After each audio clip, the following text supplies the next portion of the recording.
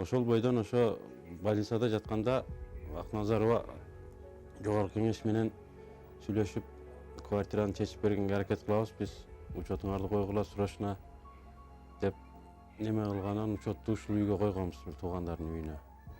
Ошодон бери мына жыйынтыгы жок да.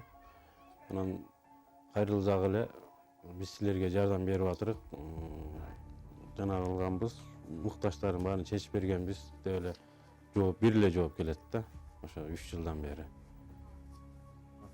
Анан ар ким ар кандай айтат экен, эми кээ бирлер айтып атыр, министрге жетпейт жооп, катыңар, жардамчылар эле жөнөтүп коюп атыр бул кагаздарды деп, ошо жогору жактагыларга жеткизе албай атырык да.